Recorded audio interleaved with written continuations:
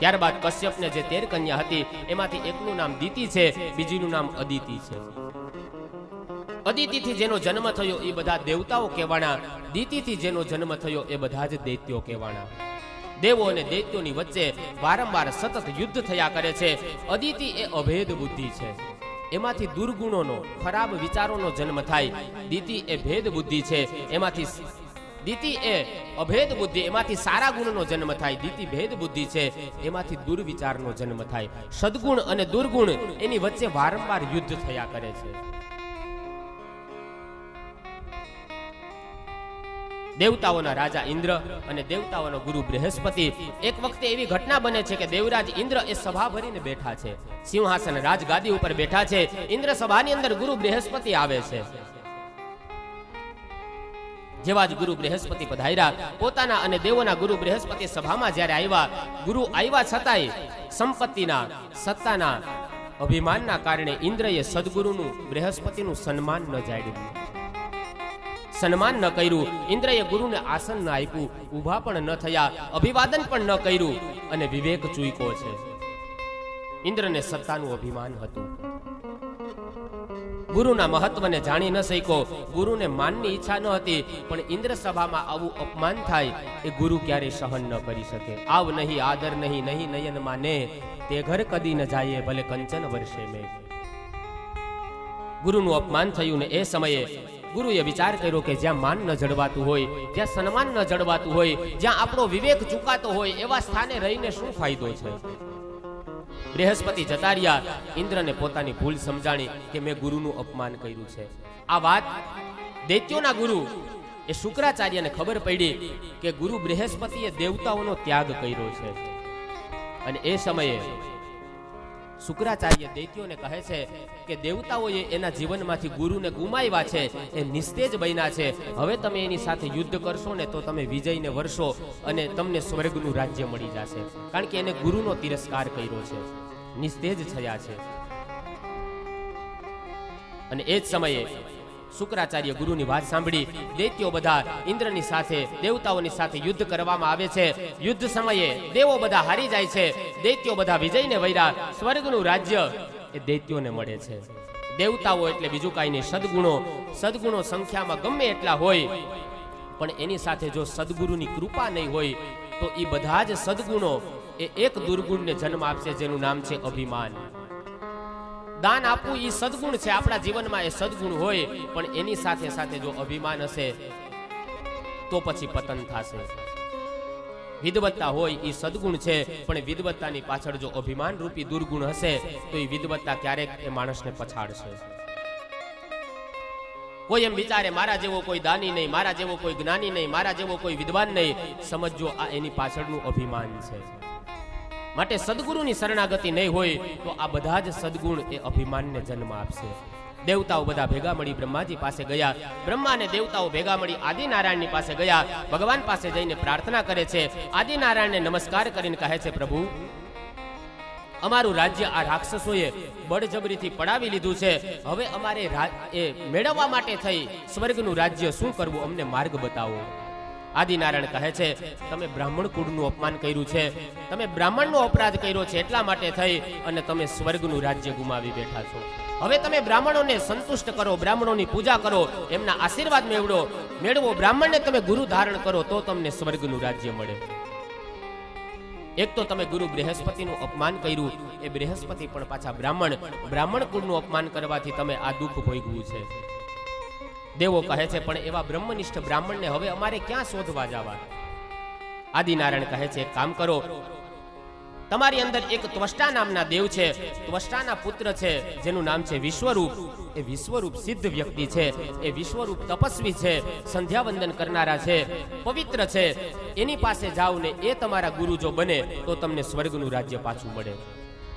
દેવતાઓ બધા વિશ્વરૂપની પાસે આવે છે, વિનંતી કરે છે, વિશ્વરૂપને પ્રાર્થના કરે છે. ભાગવતકાર વિશ્વરૂપનો અર્થ બતાવે છે. વિશ્વ એટલે આખું જગત, રૂપ જેની અંદર, જે આખા જગતની અંદર જેને ભગવાનનું રૂપ દેખાતું હોય એને વિશ્વરૂપ કહેવાય. જગતના પ્રત્યેક પદાર્થમાં જેને વિષ્ણુનો ભાવ થતો હોય એને વિશ્વરૂપ કહેવાય. જે પોતાના શત્રુને શત્રુ ભાવથી નહીં મિત્ર ભાવથી જે બોલાવે એને વિશ્વરૂપ કહેવાય. પારકી સ્ત્રીને જે લક્ષ્મી ભાવથી જોવે એને વિશ્વરૂપ કહેવાય. દેવતાઓ બધા વિશ્વરૂપના શરણે આવે છે. વિશ્વરૂપને વિનંતી કરીને કહે છે, તમે અમારા ગુરુ બનો. અમે અમારા જીવનમાંથી ગુરુને ખોયા છે, માટે તમે અમારા ગુરુ બનો. અને એ સમયે દેવતાઓની વિનંતી સાંભળી વિશ્વરૂપે સ્વીકાર કર્યો છે. અને એ સમયે વિશ્વરૂપ એ દેવતાઓના ગુરુ બને છે. વિશ્વરૂપ સદગુરુ એ દેવતાઓને નારાયણ કવચની વિદ્યા આપે છે. નારાયણ કવચના પ્રતાપે દેવોની સાથે દેવો એ જ સમય દૈત્યોની સાથે યુદ્ધ કરે છે. નારાયણ કવચનો એટલો પ્રતાપ હતો, એટલો પ્રભાવ હતો કે દૈત્યો એ પરાજિત થયા અને દેવતાઓ વિજયને વૈરા છે. પરીક્ષિત મહારાજ પ્રશ્ન કરે છે, ગુરુદેવ આ નારાયણ કવચની વિદ્યા એટલે શું, એ મને સમજાવો. સુખદેવજી મહારાજ કહે છે, રાજન, જ્યારે વીર પુરુષો, જ્યારે સૈનિકો જ્યારે યુદ્ધ કરવા માટે જાય ત્યારે પોતાના શરીરના રક્ષણ માટે થઈને કવચ પહેરે, જેનાથી એનું રક્ષણ થાય. નારાયણ નામ રૂપી જે કવચ છે એનાથી દુર્ગુણી રૂપી જે આસુરી વૃત્તિ છે એનાથી રક્ષણ એ નારાયણનું નામ કરે છે. ભગવાન નારાયણનું નામ છે એ જ સાચું નારાયણ કવચ છે. કહે છે આ જીવન એ રણસંગ્રામ છે. દુર્ગુણોની સાથે કામ, ક્રોધ, લોભ, મોહ, મત્સર, અભિમાન જેવા દુર્ગુણોની સાથે માણસે સતત યુદ્ધ કરવાનું હોય. અને એ યુદ્ધની અંદર જો ભગવાનના નામરૂપી કવચ ધારણ કરશે તો કોઈ એને દુર્વૃત્તિ ક્યારેય પછાડી નહીં શકે. કહે છે એક વખત દેવતાઓનો ગુરુ વિશ્વરૂપ એ યજ્ઞ કરતા હતા, અગ્નિને આહુતિ આપતા હતા, જમાડતા હતા, યજ્ઞ કરતા હતા. મેં અગાઉ પણ કીધું કે યજ્ઞનો એ ભાગવતમાં બહુ વ્યાપક અર્થ બતાવ્યો. જવતલની આહુતિ આપીએ તો યજ્ઞ છે, પણ કોઈ ભૂખા માણસને પ્રેમથી, ભાવથી, શ્રદ્ધાથી એને જમાડીએ, કોઈ આંગણે તરસો આવે એને પાણી પાઈ દઈએ, એ પણ એક પ્રકારનો યજ્ઞ છે. મહાભારતની અંદર એક સુંદર એવી કથા આવે છે કે ધર્મરાજ યુધિષ્ઠિર જ્યારે રાજગાદી ઉપર બેઠા હતા અને એ સમયે એક એવી ઘટના બને છે કે હસ્તિનાપુરથી થોડે દૂર એક ગામડું ગામ હતું અને ત્યાં એક બ્રાહ્મણ રહેતા હતા. અકિંચન બ્રાહ્મણ, કોઈ દિવસ કોઈની સામે હાથ લાંબો કરીને માગે નહીં. આવા અકિંચન બ્રાહ્મણ હતા. પણ એની દીકરી એક સમયે ઉંમર લાયક થઈ એટલે વિચાર કર્યો કે દીકરીને મારે યોગ્ય જગ્યાએ પરણાવી છે, પણ દીકરીને કંઈક આપવું તો જોઈએ ને. ઘરમાં એવી પરિસ્થિતિ નહીં. વિચાર કર્યો કે શું કરવું, કોઈની પાસે હાથ લાંબો કરે નહીં. એને વિચાર કર્યો કે મેં મારા જીવનમાં 3 વિષ્ણુ યાગ યજ્ઞ કરેલા છે, એનું પુણ્ય મારા જીવનમાં છે. એ પુણ્ય હું અહીંના હસ્તિનાપુરના જે રાજા ધર્મરાજ યુધિષ્ઠિર છે એ પુણ્ય પ્રેમી રાજા છે, એને હું આ પુણ્ય અર્પણ કરું ને બદલામાં ધન લઈ આવું, બાકી હાથ લાંબો નહીં કરું. આવો મનોમન વિચાર કરી અને રાજા હસ્તિનાપુર જવા માટે, યુધિષ્ઠિર પાસે જવા માટે નીકળ્યા. રસ્તામાં એના ધર્મપત્ની ભૂદેવના એ પત્ની એને ભોજન માટે થઈ અને ભાથું બાંધી દીધું જમવા માટે, રસ્તામાં ભૂખ લાગે એ માટે લઈ અને સીધા જ હસ્તિનાપુર જવા માટે બ્રાહ્મણ નીકળ્યા. હવે રસ્તામાં બપોરનો મધ્યાહન કાળ થયો, મધ્યાહન સમય થયો એટલે એને ભૂખ લાગે છે. બ્રાહ્મણ એ જ સમયે પોતાની પાસે રહેલું જે ભોજન હતું એ ભોજનને ખોલે છે, જમવા માટે બેઠા. જેવો જ ભોજનનો એ કોડિયો મૂકવા માટે જાય ને એ સમયે બાજુમાં એક શ્વાન, એક કૂતરીએ બાળકોને જન્મ આપ્યો, ગલુડિયાને જન્મ આપ્યો. એ જ સમય ભૂખથી એકદમ એ કૂતરી કણસતી હતી. ક્યાંકથી જમવાનું મળી જાય, ક્યાંકથી ભોજન મળી જાય, આમ ભૂખથી કણસે છે. બ્રાહ્મણની નજર ત્યાં પડી. કોઈના દુઃખને જોઈને દ્રવે એને દિલ કહેવાય. એટલે એ સમયે દ્રષ્ટિ પડી, વિચાર કર્યો કે હું એક ટાઈમ ભોજન નહીં કરીશ તો હું ક્યાં મરી જવાનું. પણ આ કૂતરીનું એના ગલુડિયા માટે, એના સંતાનો માટે એનું જીવવું જરૂરી છે. માટે જે કાંઈ ભોજન હતું એ બધું જ લઈ અને પેલી કૂતરીને ખવડાવી દીધું. पथिक जो बाट कर खाए उसे इंसान कहते हैं, पराया दर्द अपनाए उसे इंसान कहते हैं। मनुज गलती का पुतला है वो अक्सर हो ही जाती है, जो कर ले ठीक गलती को उसे इंसान कहते हैं। બ્રાહ્મણ થી એનું દુઃખ જોવાનું નહીં, બધું જ ભોજન હતું એ પેલી કૂતરીને ખવડાવી દીધું, પાણી પી અને ત્યાંથી વળી પાછા આગળ હસ્તિનાપુર જવા માટે નીકળ્યા. હસ્તિનાપુર જઈ અને ધર્મરાજ યુધિષ્ઠિરને કહે છે, ધર્મરાજ મારા જીવનમાં મેં 3 વિષ્ણુ યાગ યજ્ઞ કરેલા છે, એનું પુણ્ય મારા જીવનમાં છે. મારી દીકરી ઉંમર લાયક થઈ છે, એને વિદાય આપવી છે, મારે એને કંઈક આપવું જોઈએ કરિયાવરમાં, પણ હું તારી સામે હાથ લાંબો નથી કરતો, પણ મારા જીવનમાં જે પુણ્ય છે ને, સંકલ્પ દ્વારા એ પુણ્ય હું તને સમર્પિત કરી દઉં. આ પુણ્યના બદલામાં મને ધન આપજે, બાકી હાથ લાંબો નહીં કરું. ધર્મરાજ યુધિષ્ઠિર હસતા હસતા કહે છે, ભૂદેવ તમારા 3 વિષ્ણુ યાગ પુણ્ય નહીં, પણ તમારા 30 વિષ્ણુ યાગ પુણ્યનું બળ હું ખર્ચી લઉં એટલું ધન મારા ખજાનાની અંદર છે, પણ આજ બપોરે મધ્યાહન કાળે તમને જ્યારે ભૂખ લાગી હતી અને એ સમયે બપોરે તમે અબોલ જીવને જે તમે ભોજન કરાવ્યું અને ઈ તમે જે જમાડીને યજ્ઞ કર્યો ને, ઈ યજ્ઞનું પુણ્ય ખરીદવાનું ધન મારા ખજાનાની અંદર નથી. તમારા 3 નહીં 30 વિષ્ણુ યાગનું પુણ્ય ખરીદી લઉં, પણ અબોલ જીવને તમે જે ભોજન કરાવ્યું અને તમે જે યજ્ઞ કર્યો ને, ઈ યજ્ઞનું પુણ્ય ખરીદવાનું ધન મારા ખજાનામાં નથી. કહેવાનો અર્થ કે કોઈ ભૂખાને ભોજન કરાવીએ ને, એ બહુ મોટો યજ્ઞ છે. વિશ્વ રૂપ એ જ સમય યજ્ઞની અંદર આહુતિઓ આપે, એ સમય દૈત્યોએ આવી અને વિશ્વરૂપ પાસે યજ્ઞનો ભાગ માગે છે. આ વિશ્વરૂપ તો બધાની અંદર નિષ્ઠા રાખનારા, બધામાં વિષ્ણુને જોનાર, વિશ્વરૂપનું મોસાળ પક્ષ એ દૈત્ય કુળ હતું. દૈત્યોએ આવીને ભાગ માંગ્યો અને એ સમયે એ તો દૈત્યોને આહુતિ આપવા માંડ્યા અને આ દ્રશ્ય દેવતાઓએ જોયું. દૈત્યોને આહુતિ આપીને જ્યારે વિશ્વરૂપ એને પુષ્ટ કરતા હતા, એટલે દેવતાઓએ વિચાર કર્યો, અરે રે, આ વિશ્વરૂપ આપણા ગુરુ દૈત્યોને આહુતિ આપીને જો દૈત્યોને બળવાન બનાવશે તો આપણે દૈત્યોની સામે હારી જશું, ક્યારેય યુદ્ધ નહીં જીતી શકીએ. અને એ સમયે ઇન્દ્રએ યજ્ઞ કરી રહેલા એ વિશ્વરૂપનું એ જ સમયે ધડથી મસ્તક અલગ કરે છે. ગુરુની હત્યા કરી છે. ઇન્દ્રએ બહુ મોટી ભૂલ કરી. એક તો ગુરુની હત્યા કરી અને ગુરુ પાછા કોઈ સામાન્ય નહીં, બ્રાહ્મણ ગુરુ હતા. એવું કહેવાય છે કે અમુક વ્યક્તિઓને ખાલી આપણો ચરણ, આપણો પગ અડી જાય ને તોય મહાન અપરાધ, મહાન પાપ લાગે. પાદાભ્યામ ન સ્પૃશેત અગ્નિમ ગુરુમ બ્રાહ્મણ એવ ચ નૈવ ગૌન કુમારીમ ચ ન વૃદ્ધમ ન શિશુમ તથા. આટલા વ્યક્તિને ખાલી ચરણનો સ્પર્શ થઈ જાય ને ભૂલથી તો પણ મહાન અપરાધ થાય. પાદાભ્યામ ન સ્પૃશેદ અગ્નિમ, અગ્નિને સ્પર્શ થઈ જાય પગનો, એ પાપ લાગે. ગુરુમ બ્રાહ્મણ એવ ચ, ગુરુને આપણો ચરણ અડી જાય તો માણસ મહાન, એ પાપની અંદર મહા અપરાધ કહેવાય. ગુરુ બ્રાહ્મણ, બ્રાહ્મણના દીકરાને ભૂલથી પણ જો પગનો સ્પર્શ થઈ જાય એ પાપ કીધું છે. નૈવ ગૌન કુમારીમ ચ, ગાયને જો પગનો સ્પર્શ થઈ જાય તો પાપ લાગે. કુમારીમ ચ, કુંવારી દીકરીને જો સ્પર્શ થઈ જાય પગનો તો પાપ લાગે. શિશુમ તથા, નાનું બાળક હોય, બાળક ભગવાનનું રૂપ કહેવાય, એને ચરણનો સ્પર્શ થાય તો માણસથી બહુ મોટો અપરાધ થયો કહેવાય. ખાલી ચરણ સ્પર્શ થાય તો પાપ લાગે. વિચાર તો કરો, અહીંયા ઇન્દ્રએ આખે આખું મસ્તક કાપી નાખ્યું. એક તો બ્રાહ્મણ છે, બીજું ગુરુ સ્થાને બેસાડ્યા. ઇન્દ્રને બ્રહ્મ હત્યા લાગી છે. વિચાર કર્યો હવે શું કરવું, પણ આ તો સત્તા ઉપર હતા એટલે બ્રહ્મ હત્યાને 4 વિભાગની અંદર વહેંચી દીધી. એમાંથી એક ભાગ સ્ત્રીઓને આપ્યો, બીજો ભાગ આ ધરતીને પૃથ્વીને આપ્યો, ત્રીજો ભાગ વૃક્ષોને આપ્યો અને ચોથો ભાગ એ જલને, પાણીને આપ્યો. સ્ત્રીની અંદર જે દર મહિને જે રજો દર્શનમાં સ્ત્રી આવે, ધર્મની અંદર આવે, એ બ્રહ્મ હત્યાનો ભાગ છે. વૃક્ષની અંદર જે ગુંદર આવે છે એ બ્રહ્મ હત્યાનો ભાગ છે. જલની અંદર જે સેવાળ થાય છે એ બ્રહ્મ હત્યાનો ભાગ છે. અને પૃથ્વીની અંદર જ્યાં જ્યાં બંજર જમીન છે, ખાડા ખબડાવાળી જમીન છે, એ બ્રહ્મ હત્યાનો ભાગ છે. આવી રીતના 4 જગ્યાએ બ્રહ્મ હત્યાને વેચી દીધી. વિશ્વરૂપના પિતા ત્વષ્ટાને ખબર પડી કે મારા દીકરાને ઇન્દ્રએ મારી નાખ્યો. વિશ્વરૂપના પિતા ત્વષ્ટા યજ્ઞ કરે છે, ક્રોધ આવ્યો છે. ક્રોધની અંદર યજ્ઞ કરે, કીધું ઇન્દ્રને મારનાર એક યજ્ઞમાંથી યજ્ઞ પુરુષ, દિવ્ય પુરુષ પ્રગટ થાય. એ માટે થઈને આહુતિઓ આપે છે. ઇન્દ્ર શત્રુર વિવર્ધસ્વ સ્વાહા, ઇન્દ્ર શત્રુર વિવર્ધસ્વ સ્વાહા. એક પછી એક આહુતિ આપતા જાય. પણ આવેશમાં યજ્ઞ કર્યો ને ક્રોધની અંદર, એટલે મંત્રમાં ભૂલ થઈ. એક નાની એવી મંત્રમાં રસ્વ દીર્ઘની ભૂલ થાય ને, મંત્રનો આખો અર્થ ફરી જાય.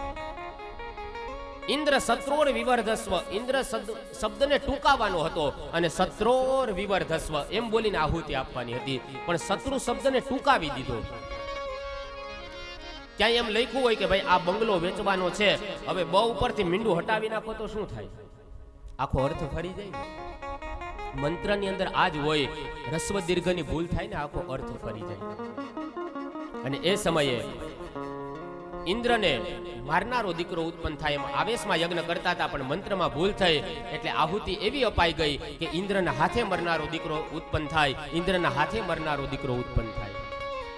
પરિણામે ઇન્દ્રને મારનારો નહીં, પણ ઇન્દ્રના હાથે મરનારો વૃત્રાસુરનું એ યજ્ઞમાંથી પ્રાગટ્ય થયું છે. વૃત્રાસુરે દૈત્યોનું સૈન્ય તૈયાર કર્યું, દેવતાઓ પર આક્રમણ કરે છે. દેવતાઓ બધા મૂંઝાણા, ભયભીત થયા. વિચાર કર્યો કે હવે શું કરવું. દેવતાઓ બધા બ્રહ્માજીની પાસે ગયા, બધી વાત સંભળાવે છે. બ્રહ્માજી આદેશ કર્યો, હું અંગીરા ઋષિના વંશમાં દધીચી ઋષિ અંગીરા ઋષિના વંશની અંદર બ્રહ્માજી કહે છે કે દધીચી ઋષિ છે, એ દધીચી ઋષિ જો પોતાના હાડકાનું વજ્ર તમને તૈયાર કરીને આપે ને તો આ વૃત્તિ રૂપી આસુર, આ વૃત્રાસુર મરે. વૃત્રાસુર એ બળવાન દૈત્ય છે. ભાગવતની કથા મને તમને બોધ આપે છે, વૃત્રાસુર એટલે બીજું કાંઈ નહીં, આપણી અંદર રહેલી ખરાબ વૃત્તિ છે ને એ જ વૃત્રાસુર છે. ત્રાસ આપનારી વૃત્તિ, જે બીજાને હેરાન કરનારી વૃત્તિ છે, બીજાને પરેશાન કરનારી વૃત્તિ છે, એને મારવા માટે થઈ અને કોઈ દધીચી જેવો કોઈ ઋષિ, કોઈ સાધુ, કોઈ ગુરુ આપણા જીવનમાં આપે અને એના અનુભવ સિદ્ધ એ આપણને નામ આપે, એ નામરૂપી વજ્ર દ્વારા જ આપણી ખરાબ વૃત્તિ છે ને એ નાશ પામતી હોય છે. વજ્ર દ્વારા વૃત્તિ રૂપી અસુરને, ત્રાસ આપનારી વૃત્તિને, ખરાબ વૃત્તિને આપણે ભગવાનના નામરૂપી વજ્ર દ્વારા મારી શકીએ. અને એ સમયે દેવરાજ ઇન્દ્ર અને બધા જ દેવતાઓ દધીચી ઋષિના આશ્રમની અંદર આવે છે.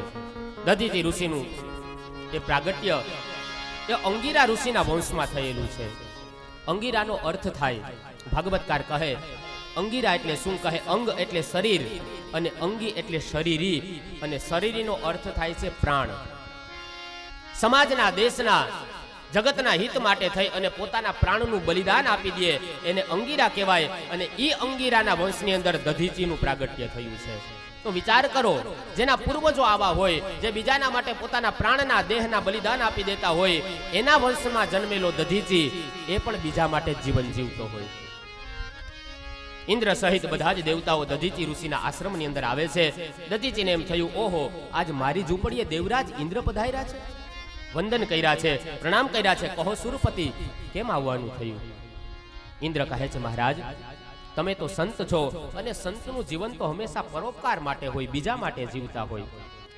અરે સુરપતિ વાત તો કરો, શું છે? દધીજીએ પોતાના હાડકાનું બલિદાન આપ્યું છે.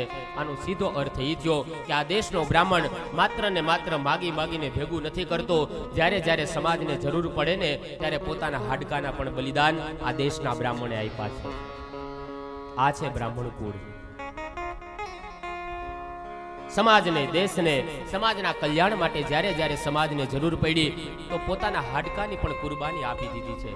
પૂજ્ય પાંજુરંગ દાદાને યાદ કરવા પડે, પૂજ્ય ડોંગરે બાપાને યાદ કરવા પડે, પૂજ્ય ભાઈશ્રીને યાદ કરવા પડે, જેણે સમાજ માટે થઈને પોતાના જીવનને સમર્પિત કરી દીધા છે. પોતાના હાડકાના ખાતર અને લોહીના પાણી કર્યા છે દેશને માટે, સમાજને માટે. ઇન્દ્રના, દધીચીના ઋષિના હાડકામાંથી વજ્ર તૈયાર કરવામાં આવ્યું ને એ જ સમયે વજ્ર લઈ અને ઇન્દ્ર હાથી ઉપર આરૂઢ બન્યો છે. અસુરો જ્યાં ત્યાં ભાગવા માંડ્યા. આ બાજુ વૃત્રાસુરે ઇન્દ્ર લલકાર કરે છે, એ સુરપતિ આવ મારી સાથે યુદ્ધ કર. યુદ્ધનો આદેશ કર્યો છે. વૃત્રાસુર અને ઇન્દ્રની વચ્ચે એ જ સમયે ભયંકર યુદ્ધ થાય છે. વૃત્રાસુરે ઇન્દ્ર ઉપર એક જોરથી એવો ત્રિશૂળનો પ્રહાર કર્યો અને ઇન્દ્રના હાથમાં જે દધીચી ઋષિના હાડકાથી બનાવેલું જે વજ્ર હતું એ વજ્ર નીચે પડ્યું. હાહાકાર થઈ ગયો. બધા દેવતાઓ વિચાર કરે હમણાં ઇન્દ્રને મારી નાખશે વૃત્રાસુર. અને એ જ સમયે પેલો વૃત્રાસુર ઇન્દ્રને બિરદાવતા કહે છે, એ ઇન્દ્ર ઉઠાવ તારું વજ્ર અને હાલ મારી સાથે યુદ્ધ કર. નિશસ્ત્ર ઉપર હું ક્યારેય ઘા ન કરું. ભલે રાક્ષસ હતો પણ યુદ્ધના નિયમ જાણતો હતો. ઉઠાવ તારું વસ્ત્ર, ઉઠાવ તારું શસ્ત્ર અને ચાલ મારી સાથે યુદ્ધ કર. અને કાંઈક આમ વીરતાથી લડને, કાયર થઈને શું કામ લડે છો? મને ખબર છે તારા હાથમાં જે વજ્ર છે એ દધીચી ઋષિનું છે અને એના દ્વારા મારું મૃત્યુ થવાનું છે, પણ હું એક વીરની જેમ વીરગતિ પામવા ઈચ્છું છું, માટે મારી સાથે વીરની જેમ લડ, યુદ્ધ કર. શું કામ ડરે છો? અને એ જ સમયે યુદ્ધના સમયે એવા પ્રહારો થયા વૃત્રાસુર ઉપર ઇન્દ્ર દ્વારા એ વજ્રના એટલા તીક્ષ્ણ પ્રહારો કરવામાં આવ્યો કે વૃત્રાસુરનો વધ થયો. વૃત્રાસુરે ભગવાન નારાયણની એ જ સમયે વજ્રની અંદર નારાયણના જ્યારે દર્શન થયા ભગવાનની સ્તુતિ કરે છે. 4 શ્લોકની અંદર વૃત્રાસુરની અદ્ભુત સ્તુતિ બતાવી છે. અહમ હરે તવ પાદૈકમૂલમ દાસાનુદાસો ભવિતાસ્મિ ભૂય. અહમ હરે તવ પાદૈકમૂલમ દાસાનુદાસો ભવિતાસ્મિ ભૂય. શ્રી કૃષ્ણ ગોવિંદ હરે મુરારી હે નાથ નારાયણ વાસુદેવ. અહમ હરે તવ પાદૈક ભવિતાસ્મિ ભૂય મનસ્મરેતાધિપતિર ગુણાસ્તે ગુણિતવા કર્મ કરો તુ કાય. હે હરિ, મારા ઉપર આપ કૃપા કરો જેથી હું આપનો દાસનો દાસ બની શકું. દાસાનું દાસો ભવિતાસ્મિ ભૂય. એ નાથ, હું તમારો દાસ ન બનું તો કાંઈ નહીં, પણ તમારા જે દાસ છે, તમારા જે ભક્તો છે, સંતો છે, એની સેવા કરવાનો અવસર મળશે ને હે નાથ, હું મારા જીવનને ધન્ય માનીશ. ભગવાનના દાસનું દાસત્વ એ ભક્તિ માર્ગની અંદર ધર્મની વાત કરી છે. એવો ધર્મ મારા જીવનમાં આવે. બીજા શ્લોકમાં કહે છે નાનાક પૃષ્ઠં ન ચ પારમેષ્ઠ્યં શ્રી કૃષ્ણ ગોવિંદ હરે મુરારી ન સાર્વભૌમં ન રસાધિપત્યં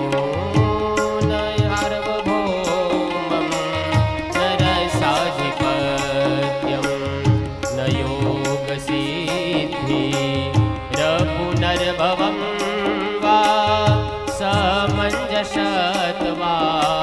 હિરહયકાંસે. કૃષ્ણ ગોવિંદ હરે મુરારી હે નાથ નારાયણ વાસુદેવ. નાનાકપૃષ્ઠં ન ચ પારમેષ્ઠ્યં ન સાર્વભૌમં ન રસાધિપત્યમ. મારે સ્વર્ગના સુખ નથી જોતા, ન સાર્વભૌમમ. આ જેટલી પણ ધરતી છે એ ધરતીનું, એ ભૌમનું, એ ધરતીનું સુખ મારે નથી જોતું. ન રસાધિપત્યમ. જેટલા પણ સ્વર્ગના સુખ છે, સ્વર્ગના સુખ મારે નથી જોતા. ન યોગ સિદ્ધિ પુનર્ભવમમાં. જેટલી પણ જગતમાં સિદ્ધિઓ છે એ સિદ્ધિઓની પણ મારે અપેક્ષા નથી. ન રસાધિપત્યમ ન સાર્વભૌમમ ન યોગ સિદ્ધિ પુનર્ભવમમાં. હે નાથ, હું તમારા દાસનો દાસ બનું ને એવી મારા ઉપર કૃપા કરો. અજાત પક્ષા ઇવ માતરમ ખગાય. જાત પક્ષા ઇવ માતરમ ખગા સ્તન્યમ યથાવ શતરા સુધારતા.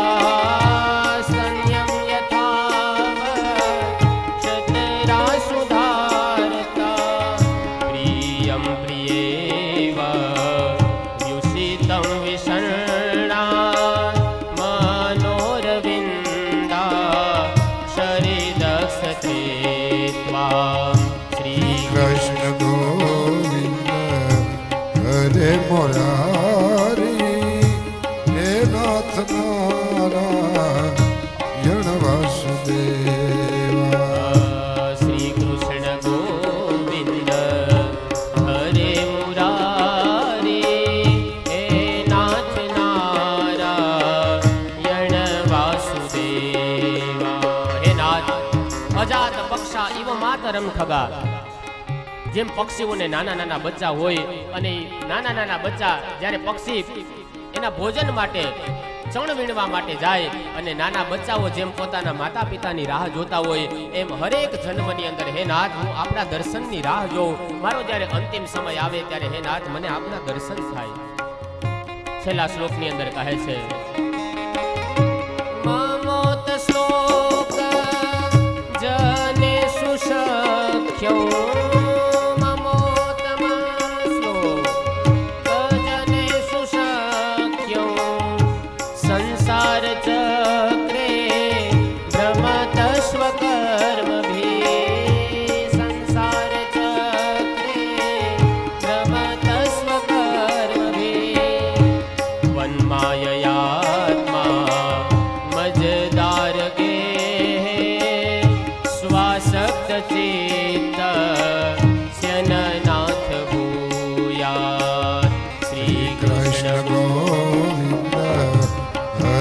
મોરારી હે નાથ નારાયણ વાસુદેવા. હે નાથ નારાયણ વાસુદેવા. હે નાથ નારાયણ વાસુ. કહે છે મમો તમ શ્લોક જનેષુ સખ્યમ સંસાર ચક્રે ભ્રમતઃ સ્વકર્મભિ ત્વન્માયયાત્માત મજદાર ગેહે સ્વાસક્ત ચિત્તસ્ય ન નાથ ભૂયાત. મમોત્તમ શ્લોક હે નાથ, તમારા જે પુણ્ય શ્લોકો છે એ પુણ્ય શ્લોકોના મને દર્શન થાય. જનેષુ શક્યમ, તમારા જે સખાઓ છે, તમારા જે મિત્રો છે, તમારી સાથે જે મિત્રતાના નાતે જોડાય એવાનો હું મિત્ર બનું. સંસાર ચક્રે ભ્રમતઃ સ્વકર્મ ભી, કોઈ કર્મના અનુસાર હું આ સંસાર ચક્રની અંદર ફરતો હોય, પણ ત્વન્માયયાત્માત મજદાર ગેહે, આ દેહ દ્વારા અનેક કર્મો થાય, પણ છેલ્લે હે નાથ સ્વાસક્ત ચિત્તસ્ય નાથ ભૂયા, છેલ્લે મારું ચિત્ત હે નાથ આપના ચરણમાં લાગે એવી મારા ઉપર કૃપા કરજો. સુંદર મજાની વૃત્રાસુર સ્તુતિ કરે છે. હે પ્રભુ, મારે સ્વર્ગનું સુખ ન જોઈએ, મારે પૃથ્વીનું સુખ ન જોઈએ, મને કેવલ અને કેવલ તમારા ચરણનો વાસ જોઈએ, અથવા તો તમારા દાસનો દાસ મને બનાવજો. રામાયણનો વાલી અને ભાગવતનો વૃત્રાસુર આ બંને સમાન છે. બેયે ભગવાનની પાસે મુક્તિ નથી માંગી, પણ બેયે કીધું કે અમને તો બસ તમારા દાસના દાસત્વ આપજો. કર્મ અનુસાર જે યોનિમાં જન્મ મળે, બસ તમારી ભક્તિ પ્રાપ્ત થાય એવી કૃપા કરજો. ઇન્દ્ર દ્વારા વૃત્રાસુરનો વધ થયો. વૃત્રાસુરનું તેજ એ ભગવાનમાં સમાઈ ગયું. પરીક્ષિત પ્રશ્ન કરે છે, મહારાજ, આ વૃત્રાસુર તો રાક્ષસી બાળક હતો, રાક્ષસ કુળમાં જન્મેલો હતો, રાક્ષસ હોવા છતાં એનું તેજ ભગવાનમાં સમાઈ ગયું. સુખદેવજી મહારાજ કહે છે, રાજન, વૃત્રાસુરના કર્મ નથી જોવાના, ભગવાનની કરુણા જોવાની છે. ભગવાનની કરુણા એટલી છે કે જે કોઈ એને કોઈ પણ ભાવથી ભજે, એનું નામ લે, એની સ્તુતિ કરે, ભગવાન એનું તેજ એનામાં સમાવી લે છે. વૃત્રાસુર નામનો અસુર કહે, પૂર્વ જન્મમાં કોણ હતો? પ્રશ્ન કર્યો છે. કહે છે, હે રાજન, આ અસુર પૂર્વ જન્મની અંદર ચિત્રકેતુ નામનો રાજા હતો. એ રાજાને કૃત્યદ્યુતિ નામની આદિ અનેક રાણીઓ હતી. રાજાને બધું સુખ હતું, પણ એક સંતાન નહોતું. અનેક ઉપાય કર્યા, પણ છતાંય એને ત્યાં સંતાન ન થયું. એક વખતે રાજા અંગીરા ઋષિ પાસે આવે છે. ઋષિ પાસે આવી અને રાજા રડે છે. ઋષિ સમજી ગયા કે આ માયામાં ફસાયેલો જીવ હોય એવું લાગે છે. ભગવાને જે સ્થિતિમાં રાખ્યો એમાં સંતોષ માનનારો નથી. અંગીરા ઋષિએ કીધું કે જા રાજા, તારે ત્યાં દીકરો થશે, હર્ષ અને શોક આ બે એક સાથે ઉત્પન્ન કરનારો તારે ત્યાં એક સંતાનનો જન્મ થશે. સમય જતા કૃતદ્યુતિ રાણીને ઋષિની કૃપાથી એક પુત્રની પ્રાપ્તિ થઈ. રાજાને ખૂબ આનંદ થયો, હર્ષ થયો. રાજ્યમાં કૃતદ્યુતિ રાણીનું માન વધવા માંડ્યું, બીજી બધી રાણીનું માન ઘટવા માંડ્યું. બધી રાણીઓએ ભેગી થઈને વિચાર કર્યો કે આપણો આ રાજા આપણો પતિ છે, એકને જ કૃતદ્યુતિ એને સંતાન આપ્યું તો શું એને જ માન દેવાનું? બધી રાણીઓને ઈર્ષા થઈ. દૂધની અંદર ઝેર ભેળવે છે, પેલા સંતાનને પીવડાવી અને એ બાળકને મારી નાખે છે. અને એ જ સમયે એ રાજાને શોક થયો. હર્ષ અને શોક ઉત્પન્ન કરનાર પુત્રનું વરદાન મેળવ્યું હતું, એટલા માટે થઈ અને હર્ષને શોક થયો, પુત્રનું મૃત્યુ થયું, પુત્રને મારી નાખ્યો. દુઃખી રાજા પાસે દેવર્ષિ નારદ આવે છે. અંગીરા ઋષિ એ જ સમયે કહે છે, મારા ઉપર ભગવાનની કૃપા હોય એવું મને નથી લાગતું. દુઃખી રાજા પાસે દેવર્ષિ નારદ, અંગીરા ઋષિ બંને આવ્યા છે. રાજાને સમજાવે છે, રાજા તમે દુઃખી ન થાવ, ભલે તમારો પુત્ર મૃત્યુ પામ્યો, શાસ્ત્રની અંદર પુત્રના 4 પ્રકાર બતાવ્યા છે. કહે છે, પહેલામાં પહેલો જો કોઈ પુત્ર હોય તો એ શત્રુ પુત્ર છે. પૂર્વ જન્મનો જે વૈરી હોય, આ જન્મની અંદર આપણો દીકરો બનીને આવે. પૂર્વમાં આપણે જેટલો એને હેરાન કર્યો હોય, આ જન્મની અંદર પુત્ર રૂપે આવે, માતા પિતાને બંનેને હેરાન કરે. જે પૂર્વનો વૈરી છે એ શત્રુ પુત્ર બનીને આવે છે. બીજો ઋણાનુબંધી પુત્ર, પૂર્વ જન્મનો જે લેણદાર હોય, આ જન્મની અંદર આપણો દીકરો બનીને આવે, આપણું જે કાંઈ માલ મિલકત પ્રોપર્ટી હોય બધું જ અયોગ્ય માર્ગે એને વાપરી નાખે. અને ઋણાનુબંધી પુત્ર કહેવાય, પૂર્વના ઋણને હિસાબે આવે. ત્રીજો ઉદાસીન પુત્ર છે. કહે જે પુત્રના લગ્ન ન થાય ત્યાં સુધી માતા પિતાની સાથે રહે, માતા પિતાની સેવા કરે, માતા પિતાનો આદર કરે, એમના વચનનું પાલન કરે. આને ઉદાસીન પુત્ર કહેવાય. કે જ્યાં સુધી લગ્ન ના થાય ત્યાં સુધી માતા પિતાની સાથે રહીએ, આ ઉદાસીન પુત્ર છે. પણ જેવા જ એના લગ્ન થઈ જાય, ઘરની અંદર નવા પીએસઆઈ ની ભરતી થાય અને નવા પીએસઆઈ આવીને એમ કહે કે હાલો હવે આપણે જુદા રહીએ, એ ઉદાસીન પુત્ર છે. જ્યાં સુધી લગ્ન ન થાય ત્યાં સુધી મા બાપની સાથે રહીએ, એનું આદર કરે, એની સેવા કરે, સન્માન જાળવે. પણ લગ્ન થાય એટલે મા બાપને છોડીને જતો રહીએ, એને ઉદાસીન પુત્ર કીધો છે.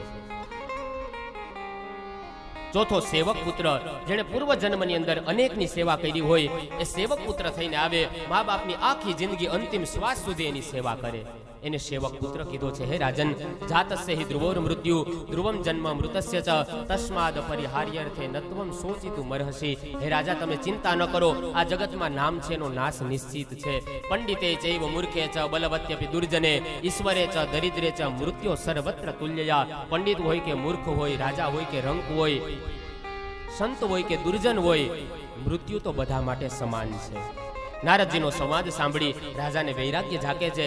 એ જ સમયે વૈરાગ્યના શસ્ત્રથી મમતાના જે બંધનો હતા એને છોડી અને રાજા વૈરાગી બને છે. એક સમયે રાજા ફરતા ફરતા કૈલાસ ધામની અંદર જાય છે. કૈલાસ ધામની અંદર એ જ સમયે ઋષિ મુનિઓની સભા ભરાણી છે. શિવજી એ વેદાંતનો ઉપદેશ કરતા હતા. એના ડાબા સાથળ ઉપર માં પાર્વતીજી બેઠા હતા.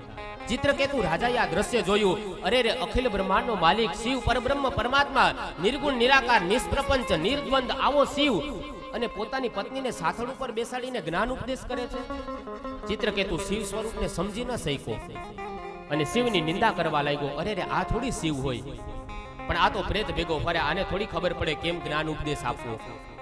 શિવની નિંદા કરે છે, પણ શિવને આ નિંદા સાંભળીને શિવજીને કઈ ફેર ન પડે, કારણ કે જેની મસ્તકમાંથી, જેની જટામાંથી સતત જ્ઞાનની ગંગા વહેતી હોય એને શું આવી નિંદા અસર કરે.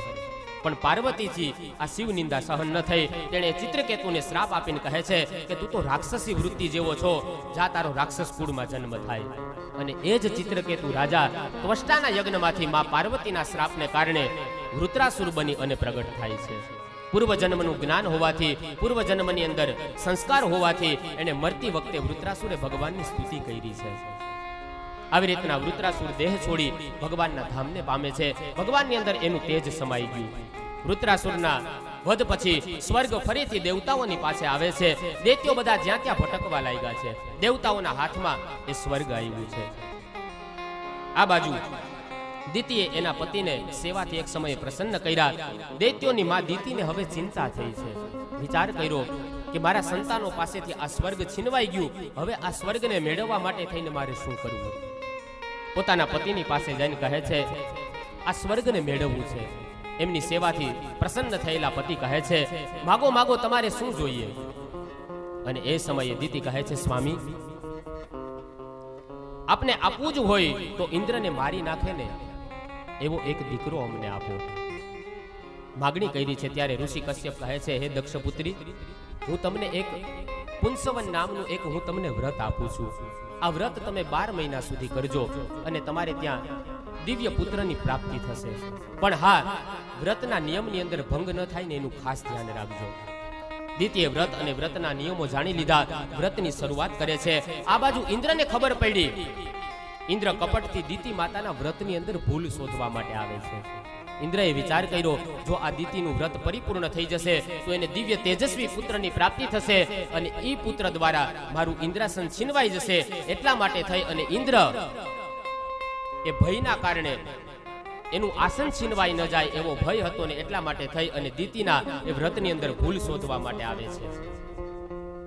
પણ એક પણ વ્રતની અંદર દિતિ ક્યારેય ભૂલ નથી કરતા. આ બાજુ એક સમય એવી ઘટના બને છે કે સાયંકાલનો સમય છે. ભોજન પ્રસાદ લઈ અને મુખને સાફ કરીને પછી નિદ્રાધીન થવું જોઈએ. દિતિ માતાથી આજ વ્રતમાં એક નાની એવી ભૂલ થઈ છે. પોતાનું મુખ એ હેઠા મોઢે દિતિ સૂઈ ગયા. ઇન્દ્રને ભૂલ પકડાઈ ગઈ. દિતિના પેસતા શ્વાસ દ્વારા ઇન્દ્ર એ દિતિના ગર્ભની અંદર જાય છે. એ ગર્ભ હતો એના 7 ટુકડા કરે છે, પણ છતાંય ગર્ભ મળતો નથી. આ અર્ચન ભક્તિનો પ્રભાવ છે. ગમે એમ તો અમુક મહિના સુધી વ્રત કર્યું ને એટલા માટે થઈ અને ગર્ભ મર્યો નહીં. વળી 7ના બીજા 7 ટુકડા કર્યા, 49 ટુકડા કર્યા, પણ છતાંય ગર્ભ મર્યો નહીં.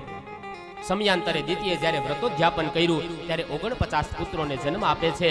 એ દેવ કહેવાના. આમ તો દિતિના ઉદરથી જે પ્રગટ થાય એ દૈત્યો કહેવાતા, પણ અમુક મહિનાઓ સુધી વ્રતના કારણે એ વ્રતના પ્રભાવથી એ ભક્તિના ફળ સ્વરૂપે એ 49 એ મરુદગણ કહેવાના અને 50માં ઇન્દ્ર. આવી રીતના છઠ્ઠા સ્કંદ સુધી 2 અધ્યાયમાં અર્ચન પ્રકરણ બતાવ્યું. આટલી કથા કહી સુખદેવજી મહારાજ 6મ સ્કંદને વિરામ આપે છે. એ ક્રમનો નિર્વાહ કરી આવો આપણે પણ 7મ સ્કંદની અંદર મંગલ પ્રવેશ કરીએ. इति श्रीमद्भागवते महापुराणे वैयासिक्याम् अष्टादशसाहस्रयां परमहंस्यां संहितायां षष्ठमस्कन्द श्रीराधा कृष्णचरणकमलार्पणमस्तु। श्रीभागवत भगवान की जय। श्री द्वारिकाधीश। छठा स्कंद रूपी पुष्प ठाकुरजीना चरणों में समर्पित करी सप्तम स्कंदनी अंदर मंगल प्रवेश करावता कहे छे। सातमो स्कंद ए भगवानना जमणा हाथनी हथेળી છે। 12 સ્કંદ એ ભગવાનના 12 અંગો તરીકે કલ્પાયેલા છે। દ્વાદશાંગો વૈ પુરુષઃ એ 12 સ્કંદ દ્વારા આખા વિરાટ સ્વરૂપના ભાગવતકારે દર્શન કરાવ્યા છે। સાતમો સ્કંદ એ ભગવાનના હાથની હથેળી બતાવી। છઠ્ઠા સ્કંદની કથા સાંભળી રાજા પરીક્ષિત પ્રશ્ન કરે છે કે વૃત્રાસુરનો વધ થયો એટલે પરીક્ષિતે પ્રશ્ન કર્યો, બ્રહ્મન તમે વારંવાર એવી કથા સંભળાવો છો કે ભગવાન સર્વત્ર છે, ભગવાન બધી જગ્યાએ વ્યાપેલા છે, સિયા રામમય સબ જગ જાની, ભગવાન બધે જ છે, તો પછી ભગવાન બધે હોય તો શું રાક્ષસની અંદર ભગવાન ન હોય? તો રાક્ષસને મારે, દેવતાઓને વિજય અપાવીને એને રાજ્ય, એને સ્વર્ગનું રાજ્ય ગાદી અપાવે છે, આવો ભેદ ભગવાન શું કામ કરે છે? શું રાક્ષસની અંદર ભગવાન નથી? ઈશ્વર બધે વ્યાપેલા છે, તો આવો ભેદ શું કામ ભગવાન કરે? સુખદેવજી મહારાજ કહે છે, પરીક્ષિત તારી સમજણમાં ફેર છે। બંને ક્રિયાની અંદર ભગવાનની કૃપા સમાયેલી છે। એકને મારીને પોતાની અંદર સમાવે છે અને રાક્ષસી વૃત્તિના જીવને તારે અને પોતાની અંદર સમાવે છે। હે પરીક્ષિત, સૂર્યનારાયણના પ્રકાશની નીચે બધા જ કોઈ પુણ્ય કામ કરતું હોય એને પણ સૂર્ય ભગવાન પ્રકાશ આપે, કોઈ પાપ ક્રિયા કરતું હોય એને પણ ભગવાન પ્રકાશ આપે। એના ક્રિયામાં ભેદ નથી, પણ હા એના ભાવમાં ભેદ હોય। ઘરની અંદર માતા, પત્ની, દીકરી, બેન આ સ્ત્રી પાત્ર હોય, પુરુષની જવાબદારી છે કે ચારે ચાર સ્ત્રી પાત્રને પ્રેમ આપવો એ પુરુષની જવાબદારી છે, પણ માતાની સાથે જે વ્યવહાર થતો હોય પત્નીની સાથે ન થાય, પત્ની સાથે જે વ્યવહાર થતો હોય દીકરી સાથે ન થાય, દીકરી સાથે જે વ્યવહાર હોય બેન સાથે ન થાય। હા, એનો ભાવ એક સમાન છે કે મારે બધાને પ્રેમ આપવો, પણ ક્રિયા એ અલગ અલગ હોય છે। અગ્નિની બાજુમાં કોઈ રહી અને પોતાની ઠંડી ઉડાડે તો એ અગ્નિ એને દાહકતા આપે, પણ કોઈ અગ્નિથી 1 કિલોમીટર 5-10 કિલોમીટર દૂર ઉભો રહી અને પછી એમ કે ભાઈ અગ્નિ તો પક્ષપાતી છે, મારો ઠંડી કેમ ન ઉડાડે? ત્યારે અગ્નિ કહે કે તું મારી નજીક તો આવ, એક વખત તું મારી નજીક આવ તો તારી ઠંડી જાય ને। એમ જીવનમાં જે ઈશ્વરની નજીક જાય એની ઉપર ભગવાન કૃપા કરે, ભગવાનથી જે દૂર થાય એને મારીને એની ઉપર કૃપા કરે। એક વખત ભગવાનની નજીક જાય ને ઈશ્વર કૃપા કરે। અને એટલા માટે જ આપણે ત્યાં દેવ દર્શનનો મહિમા છે ને, ઈશ્વરની નજીક જે જીવ જાય એની ઉપર ઈશ્વર અવશ્ય કૃપા કરે, કારણ કે સાચી શાંતિ છે એ ભગવાનના ચરણમાં છે। એક ખૂબ ગરીબ વિદ્યાર્થી હતો, સ્કૂલની ફી ભરવા માટે એની પાસે રૂપિયા નહીં, એટલે એક શેઠને ત્યાં એ નોકરી કરતો। રાતના નોકરી કરે, દિવસના ભણવા જાય, ભણી લે એટલે વળી પાછો રાત્રે નોકરીએ વયો જાય। 6 મહિના સુધી આમ નોકરી ચાલી, પણ જ્યારે શેઠ એ ગેટની બહાર નીકળે ને એટલે દરવાજો ખોલે, શેઠને પ્રણામ કરે, સેલ્યુટ કરે, પછી દરવાજો બંધ કરી દે। વળી પાછા શેઠ બહારથી આવે પોતાનું કામ કરીને, વળી પેલો બાળક છે એ દરવાજો ખોલે, સલામ કરે, સેલ્યુટ કરે, પ્રણામ કરે, પ્રામાણિકતાથી નોકરી કરતો ને શેઠને એની પ્રામાણિકતા બહુ ગમી ગઈ। પણ 6 મહિના સુધી નોકરી કરીને એક વખત બાળક બીમાર પડે છે, હોસ્પિટલમાં દાખલ કર્યો। બાળક ગેટ ઉપર હાજર નહીં એટલે શેઠે એના માણસને પ્રશ્ન કર્યો કે ભાઈ 6 મહિનાથી અહીંયા એક છોકરો, એક બાળક દરરોજ મને સલામ કરતો, સેલ્યુટ કરતો, વંદન કરતો, નમસ્કાર કરતો, એ બાળક ક્યાં છે? એની પ્રામાણિકતા એને બહુ ગમી ગઈ, એટલે કીધું કે ભાઈ એ બીમાર છે। કીધું હાલો હોસ્પિટલે ગાડી લઈ લો। તરત ગાડી હોસ્પિટલે લીધી અને એ સમયે ડોક્ટરને પૂછે છે શેઠ કે ભાઈ આ બાળકને બીમાર થવાનું કારણ શું છે? કીધું એને નિમોનિયા થયો છે, તાવ આવ્યો છે। કીધું એનું કારણ? તો કે રાતના ક્યાંક ઉજાગરા કરે છે ને, રાત ઉજાગરા, એટલા માટે થઈને બીમાર થયો છે। એટલે શેઠે વિચાર કર્યો રાત્રિ દરમિયાન તો મારે અહીંયા નોકરી કરે, પણ દિવસના તો એને સુઈ જવું જોઈએ ને। એટલે પેલા માણસે કીધું કે શેઠ સુવે એવી સંભાવના નથી, કારણ કે એ પૈસા મેળવવા માટે થઈ અને રાત્રે નોકરી કરે અને ફી ચૂકવવા માટે થઈ અને દિવસે ભણવા માટે જતો રહે છે, તો એને સુવાનો સમય ક્યાં મળે? અને ત્યારે શેઠ કીધું છે તો આજથી એ બાળકને કહેજો મારે ત્યાં નોકરીએ ન આવે, માત્ર ને માત્ર ભણવામાં ધ્યાન દે। ડોક્ટરને કહેજો જે પણ એનો દવાખાનાનો હોસ્પિટલનો ખર્ચ થાય એ તમામે તમામ ખર્ચ એને કહેજો કે હું આપી દઈશ, અને આજીવન એના ભણવાનો જેટલો કાંઈ ખર્ચ થાય ને એ તમામે તમામ ખર્ચો હું આપી દઈશ। કહેવાનો ભાવ એટલો જ છે, એક સામાન્ય જગતના શેઠને તમે સેલ્યુટ કરો, પ્રામાણિકતાથી એને નમસ્કાર કરો અને તમારા ભણતરના ખર્ચા ચૂકવી દે, તો જે આપણો મહાદેવ ભોળોનાથ સોમનાથ છે એને પ્રેમથી તમે નમસ્કાર કરી લ્યો તો આપણા જીવનના ખર્ચા ન પૂરા કરે? એ તો સામાન્ય શેઠ છે, આ તો જગતનો શેઠ છે, આ તો દ્વારિકાનો નાથ, આ તો સોમનાથ. એને પ્રેમથી પ્રામાણિકતાથી વંદન કરો, પ્રણામ કરો, નિષ્ઠાથી એની સામે મસ્તક ઝુકાવો. તો આપણી જવાબદારી, ભગવાન એ ભક્તિથી બંધાયેલા છે. કહે જે ભગવાનની નજીક જાય, ઈશ્વરની નજીક જાય, એની ઈચ્છા પૂરી કરવાની ભગવાનની જવાબદારી છે. એકને મારીને પોતાની અંદર સમાવે, એકને તારીને પોતાની અંદર સમાવે. હે પરીક્ષિત, ભગવાનની ક્રિયાની અંદર ભેદ હોય, ભગવાનના ભાવની અંદર ક્યારેય ભેદ ન હોય. એ સમયે આગળની કથા સંભળાવતા કહે છે, હે રાજન, ભગવાનની ક્રિયામાં ભલે ભેદ દેખાય, પણ ભગવાનનો ભાવ એ દરેક ભક્ત પ્રત્યે એક સમાન હોય છે. એ સમજાવવા માટે થઈ દેવર્ષિ નારદ અને યુધિષ્ઠિરનો સંવાદ બતાવે છે. કહે છે, પાંડવોના રાજસુ યજ્ઞની અંદર અનેક ઋષિ મુનિઓ, અનેક સાધુ સંતો મહાત્માઓ પધાર્યા. યજ્ઞની અંદર સૌથી પહેલી પૂજા કોની કરવી એ પ્રશ્ન ઉપસ્થિત થયો. બધાએ નિર્ણય કર્યો કે ભાઈ પહેલી પૂજા તો ભગવાન દ્વારકાધીશની થવી જોઈએ. પણ એ સમયે આ વાત એ શિશુપાલ, ભગવાન ફઈનો દીકરો જે હતો શિશુપાલ, એને આ વાત ન ગમી. કીધું નહીં, એ તો માખણ ચોર છે, એ તો બે માનો છે, બે બાપનો છે, આમ અભદ્ર શબ્દ બોલે છે. કીધું કે એની પૂજા પેલી ન થવી જોઈએ. યજ્ઞની અંદર ગાળો દેવા માંડ્યો. શિશુપાલ ભરસવામાં ભગવાનને ગાળો દે. ભાગવતજીની અંદર એવો ઉલ્લેખ છે કે ભગવાનને જ્યારે એણે 99 અને 100મી ગાળ જ્યારે દીધી ને, ત્યારે ભગવાન સુદર્શન ચક્ર છોડી અને શિશુપાલનું એ ધડથી મસ્તક અલગ કરે છે. સુખદેવજી મહારાજ કહે છે, હે પરીક્ષિત, એ શિશુપાલનું તેજ ભગવાનમાં સમાઈ ગયું. પરીક્ષિત પ્રશ્ન કરે છે, મહારાજ, ભગવાનને ગાળો દેનારો હતો, એનું તેજ ભગવાનમાં સમાઈ ગયું? ફરી પાછી એની એ વાત, શિશુપાલના કર્મ નથી જોવાના, ભગવાનની કરુણા જોવાની છે. ભગવાન તો કરુણાનો અવતાર છે, ભગવાન પ્રેમનો દેવ છે, ભગવાન ભરોસાનો દેવ છે. અને એ સમયે નારદજી કહે છે, શિશુપાલનો વધ થયો ત્યારે શ્રી કૃષ્ણની અંદર એનું તેજ સમાઈ ગયું છે. કૃષ્ણસ્તુ ભગવાન સ્વયં, સાક્ષાત ભગવાન કૃષ્ણ ભગવાન છે. ત્યારબાદ આગળની કથા સંભળાવે છે, નામનો મહિમા બતાવ્યો છે. કહે છે, શિશુપાલ દ્વેષ ભાવથી, ધર્મરાજ યુધિષ્ઠિર સ્નેહથી, નારદજી ભક્તિથી, ગોપીઓ તીવ્ર કામનાથી પોતાના મનને ઈશ્વરની અંદર લગાડે છે. ભાવ અભાવ અનખ આલસહુ, નામ જપત મંગલ દિશી દસહુ. કોઈ ભાવથી, કોઈ ખીજથી, કોઈ પ્રેમથી, કોઈ ભયથી જે કોઈ ભગવાનનું નામ લે, ભગવાન કહે ને ફળ આપવા માટે હું બંધાયેલો છું. ત્યારબાદ શિશુપાલની મુક્તિ થઈ અને એનું તેજ ભગવાનમાં સમાઈ ગયું. દેવર્ષિ નારદ આગળ પ્રહલાદ ચરિત્ર સમજાવે છે. આગળની કથાની અંદર જોયું, હિરણ્યાક્ષ અને હિરણ્યકશિપુ બે ભાઈઓ હતા. એમાંથી વરાહ ભગવાન દ્વારા એ હિરણ્યાક્ષ મરાણો અને હિરણ્યાક્ષનો મોટો ભાઈ છે હિરણ્યકશિપુ. હિરણ્યાક્ષની માતા દીતિ, સંબંધીઓ બધા જ રડતા હતા, શોકાતુર થયા છે. ભાઈના મૃત્યુના સમાચાર સાંભળીને એ જ સમયે હિરણ્યકશિપુ પોતાની માતાને ઉપદેશ આપે છે. તમે શા માટે રડો છો? મૃત્યુ તો બધા માટે અનિવાર્ય છે, નિશ્ચિત છે. જાતસ્ય હિ ધ્રુવોર મૃત્યુ, ધ્રુવમ જન્મ મૃતસ્ય ચ. મૃત્યુ તો સમાન છે બધા માટે. તમે આ રડવાનું કારણ શું છે? અહીંયા હિરણ્યકશિપુ છે ને થોડો જ્ઞાની દેખાય છે, ઉપદેશ આપે છે. કહે છે, તમે આત્મા માટે રડો છો કે શરીર માટે રડો છો? પોતે અસુર કુળની અંદર છે, પણ છતાંય જ્ઞાનની વાત કરે છે. જો તમે આત્મા માટે રડતા હોય બધા, તો આત્માને તો ક્યારેય જોયો નથી. નૈનમ છિંદંતિ શસ્ત્રાણી, નૈનમ દહતિ પાવક, ન ચૈનમ ક્લેદયંત્યાપો શોષયતિ મારુતઃ. આત્માને જલ બાળી નથી શકતો, પાણી એને ભીંજવી નથી શકતું, અગ્નિ એને બાળી ન શકે, પવન એને સૂકવી ન શકે. એ તો અજર અમર છે. એના માટે રડતા હોય તો એ તો અમર છે, એ ક્યારેય મરતો નથી. અને જો તમે શરીર માટે રડતા હોય તો શરીર તો અહીંયા સામે પડ્યું છે, તો શેના માટે થઈને તમે શોક કરો છો?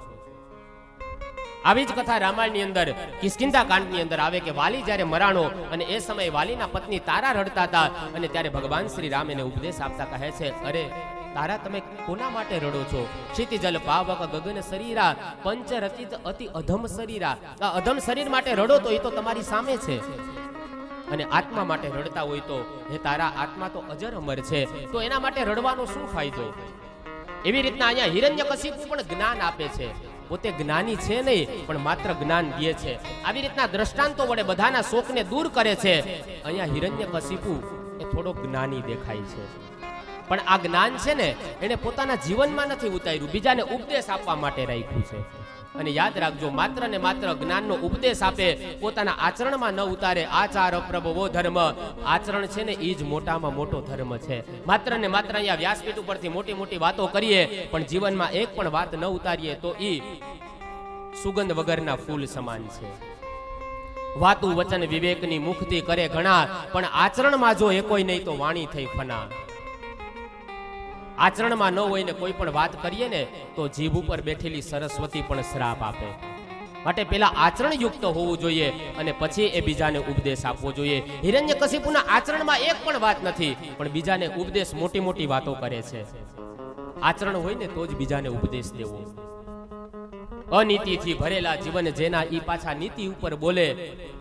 પારકી સ્ત્રી જોઈને જેના નયન આમ તેમ, જેના મંડળા આમ તેમ ડોલે, એ સભામાં પાછા બ્રહ્મચર્ય ઉપર બોલે. વક્તાઓ માટે પણ કીધું છે, ઈર્ષા મદ અને મમતાના લોભમાં પાંગડો થઈ અને પાછો વ્યાસની ગાદી ઉપર ભક્તિથી બોલે, ભક્તિ ઉપર બોલે.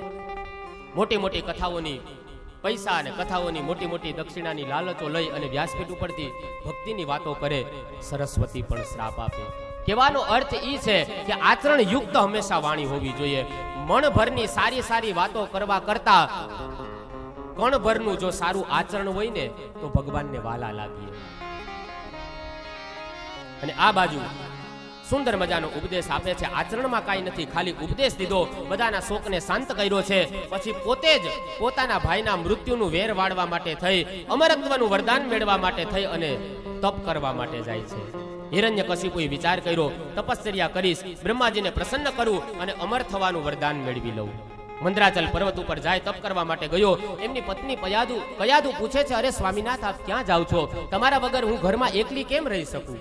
કહે છે, તપ કરવા જાઉં, અમરત્વનું વરદાન મેળવી લઉં. મારે મારા ભાઈના મૃત્યુનું વેર એ નારાયણની સાથે વાળવું છે. ભગવાનની સાથે વેર વાળવા માટે થઈ અમરત્વનું વરદાન મેળવીશ. કયાદુ કહે છે, સ્વામી આપ ન જાઓ, તમારા વગર હું જીવન કેમ જીવું? છતાં હિરણ્યકશિપુ ન માને, પોતાની પત્નીને સમજાવી મંદરાચલ પર્વત ઉપર તપ કરવા માટે જાય છે.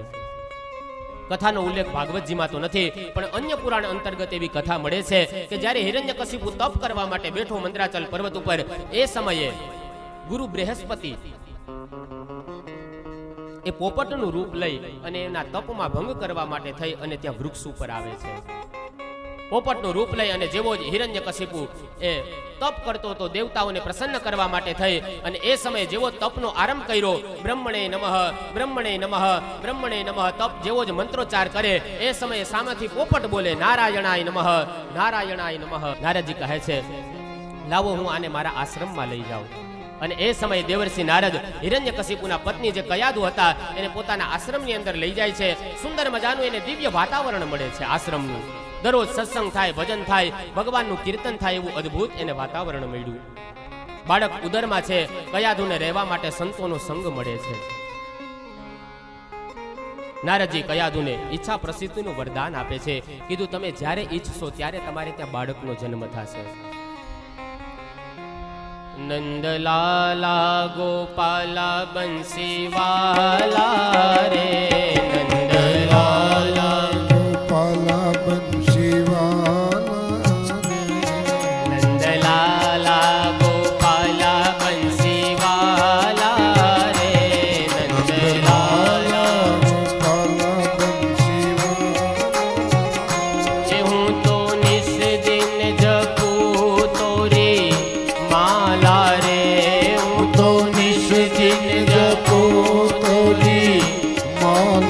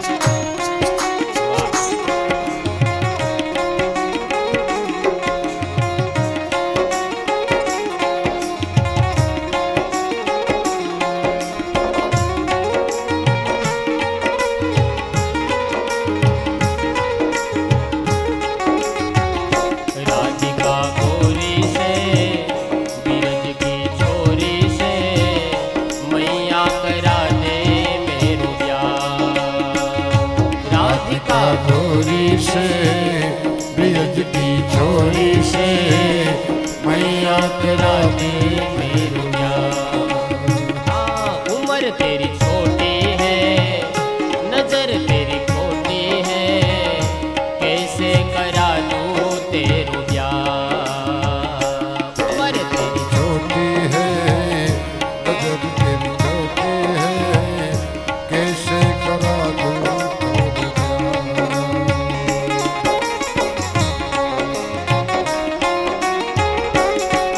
हाँ, छोटी सी दुल्हनिया जब अंगना में डोलेगी, छोटी सी दुल्हनिया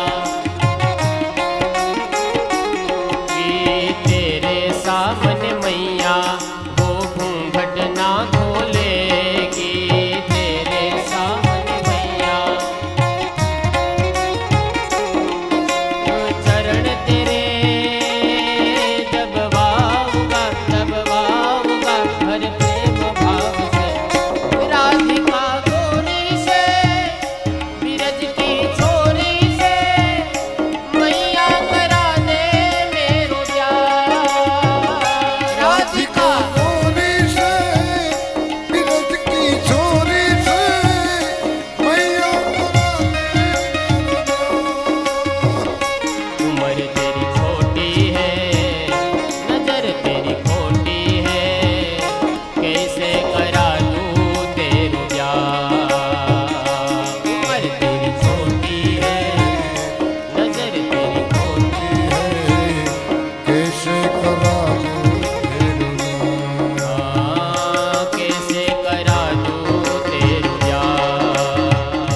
कैसे करा दूं तेरू ब्याह, कैसे करा दूं तेरू ब्याह।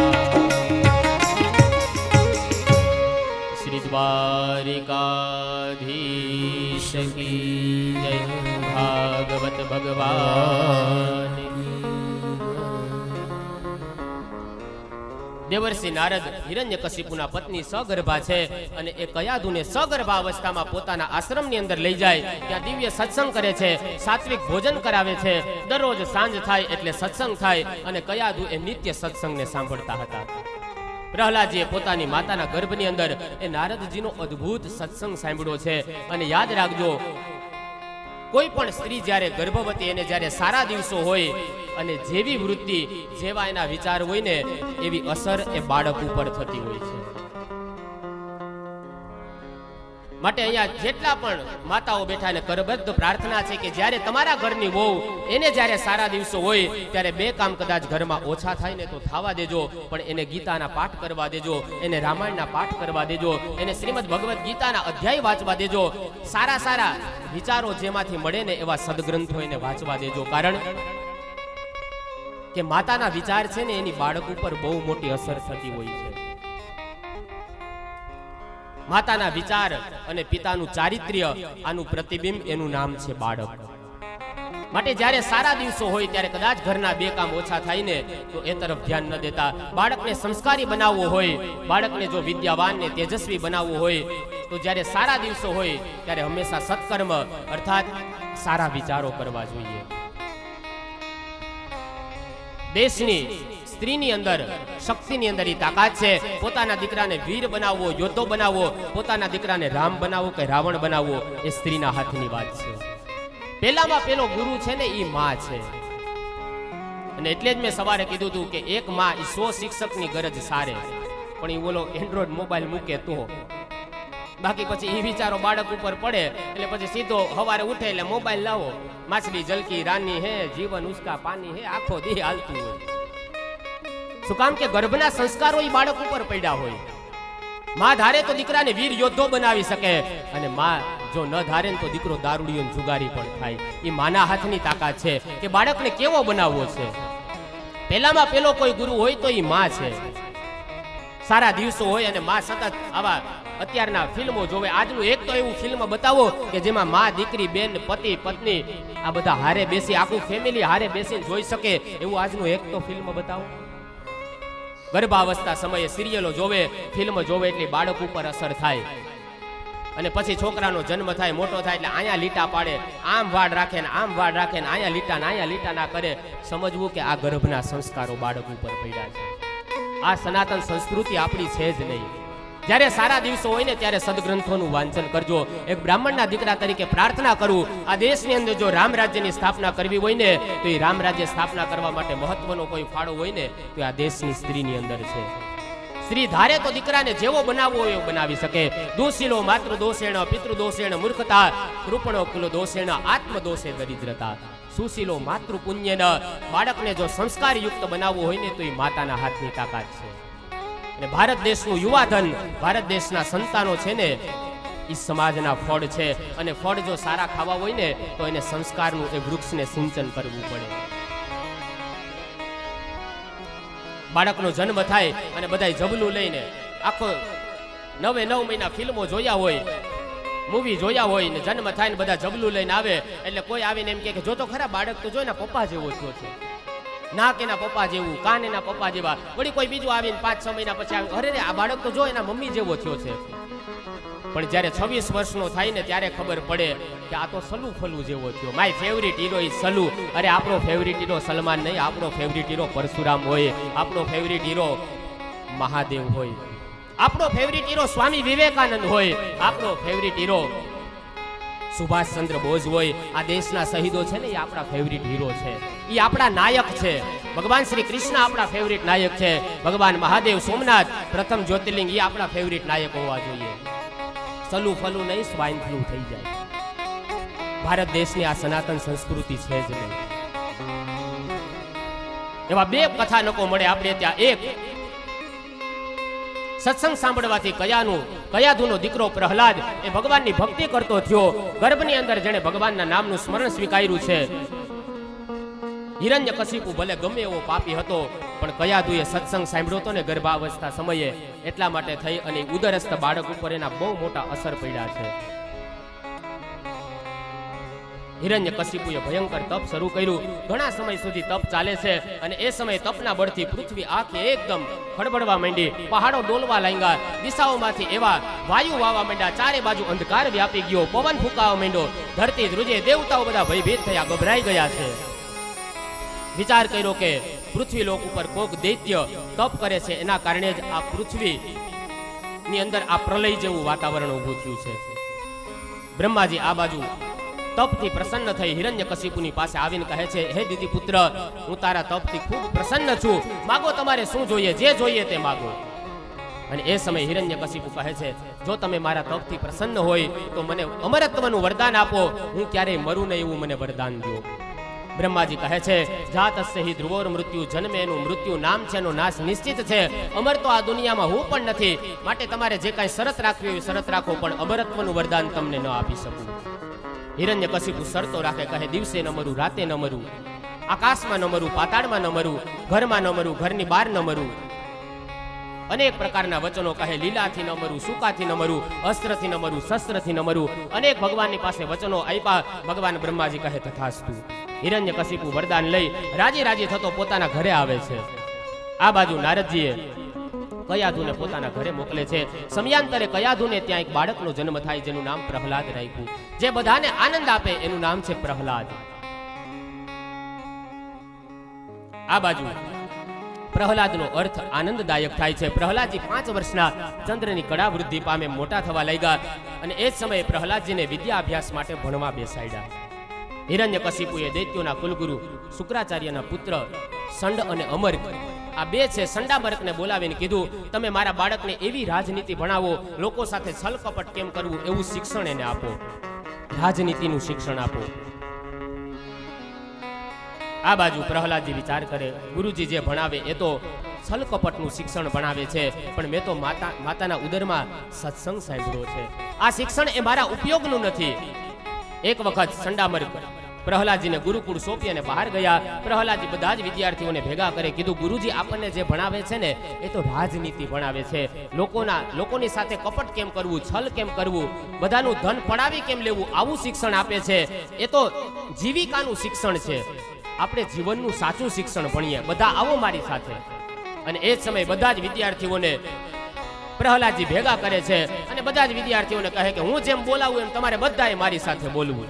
પ્રહલાદજી હાથમાં કરતા લઈ અને સીધા ચાલુ થઈ ગયા. શ્રીમન નારાયણ નારાયણ. આ ધૂનમાં છે ને કોઈ રમવા માટે ઊભા ન થતા, કારણ કે ભક્તો છે ને પછી આમાં ધૂન આવે એટલે સીધા ઊભા થઈ જાય. એટલે હવે થોડી કથા લેવાની છે, એટલે વળી રાસ રમાડવામાં લેવું તો શું છે. હમણાં દ્વારકાધીશના સ્વરૂપને લઈને આવ્યા તો એને તો પછી શું છે, ભગવાનના ગુણગાન દેખાય એટલે પછી તો એ હાથમાં કરતા લીધા વગર નરસિંહ મહેતાને જેમ શ્રાદ્ધ ભૂલાઈ જાય એમ પછી બધું ભૂલાઈ જાય.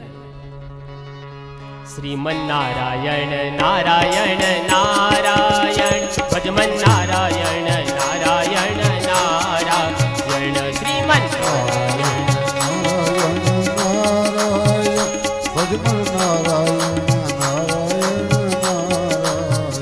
પ્રહલાદજી ભજનની અંદર મગ્ન છે, હાથમાં કરતાલ લીધી, ભગવાનના નામનું કીર્તન કરે, ભજમન નારાયણ શ્રીમન નારાયણ. બધા જ બાળકોને કહે કે સાથે બોલો બધા જ.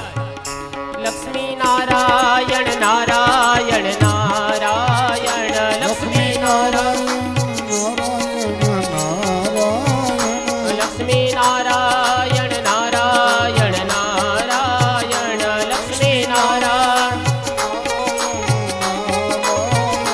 ભજમન નારાયણ નારાયણ નારાયણ ભજમન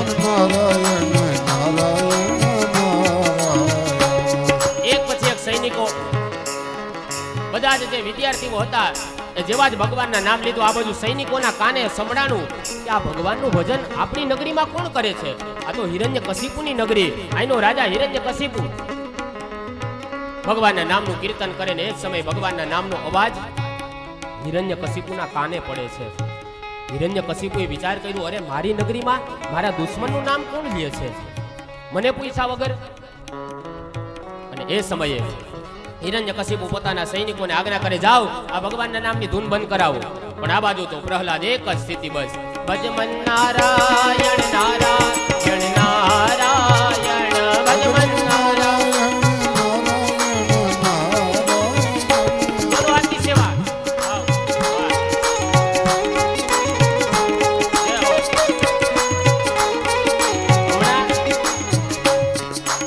એક વખત આપણે જેમ ભાદરવામાં કથા કરી ને એવી રીતના એક વખત મેં કેશોદ એક પરિવારમાં કથા કરેલી ભાદરવામાં. હવે ત્યાં તાલી પાડવાનું કહું એટલે કોઈ તાલી ન પાડે, એટલે પણ એક બાપા નિત્ય તાલી પાડતા હતા.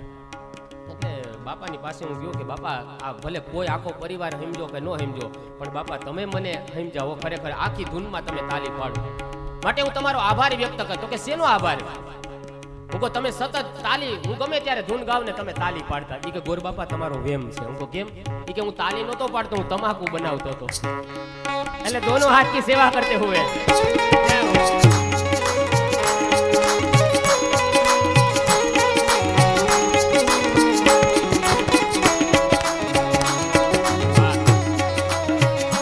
ભજમન નારાયણ નારાયણ નારાયણ ભજમન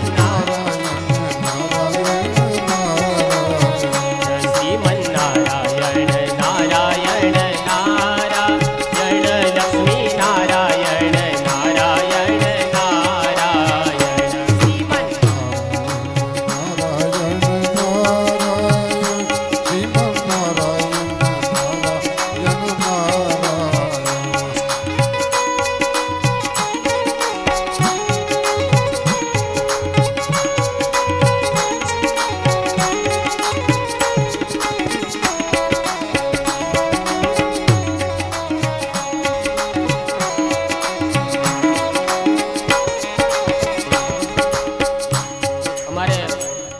કેશોદની અંદર કારિયા પરિવારની અંદર આ જે કોરોના કાળ હતો એ પહેલાનો જે ભાદરવો મહિનો, ત્યારે કારિયા પરિવારમાં અમારી કથા થયેલી. એમના પરિવારમાંથી અમારે બેન તૃપ્તિબેન પણ અહીંયા પધાર્યા છે અને એમના વિવાહ આમ તો મેં કરાવ્યા છે બેનના. એ લોકો જ્ઞાતિએ લોહાણા છે, એટલે હવે એના રિવાજ મને આવડતા નહીં, એટલે મેં એને સ્પષ્ટતા કરી હતી કે ભાઈ તમારા રિવાજ સમાજમાં શું હોય મને ખબર નહીં, એટલે કાંઈ ભૂલચૂક થાય તો જતું કરજો. એટલે લગ્ન જીવન બરોબર હાલે છે ને, તો કે આમ તો હાહુ માન લઈને આવ્યા એટલે સારું જ હાલતું હોય, માટે દોનો હાથ કી સેવા કરતે હુએ.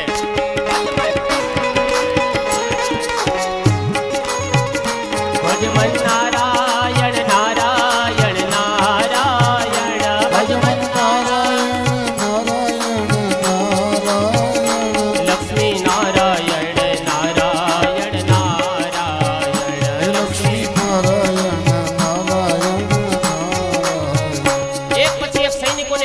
હિરણ્યકશિપુ મોકલે જાવા ધૂન ભજન આ બધું બંધ કરાવો. એક સૈનિક આવ્યો, જેવો જ પ્રહલાદને હાથ અડાડે અને ધૂનનો કરંટ લાગે, સંક્રમણ, આ કોરોનાનું સંક્રમણ થાય ને એમ ભગવાનના નામનું સંક્રમણ થાય. હો, ઈ કોરોના છે તો આ ભગવાનની કરુણા છે. જેવો જ હાથ અડાડે એટલે ઈ ધૂન ચાલુ કરી દે, ભજમન નારાયણ નારાયણ નારાયણ, ભજમન નારાયણ નારાયણ નારાયણ, ભજમન નારાયણ નારાયણ નારાયણ. એક પછી એક સૈનિક આવે, વળી બીજો સૈનિક એ હાથ અડાડે, એક મુલગાતો થઈ જાય, વળી ત્રીજો આવે, એ હાથ અડાડે, એ પણ. હિરણ્યકશિપુને ક્રોધ આવ્યો, હાથમાં તલવાર લીધી, હમણાં ભગવાનનું નામ બંધ કરાવવું, હાથમાં તલવાર લઈ અને જેવો જ પ્રહલાદને હાથ અડાડ્યો અને સ્તબ્ધ.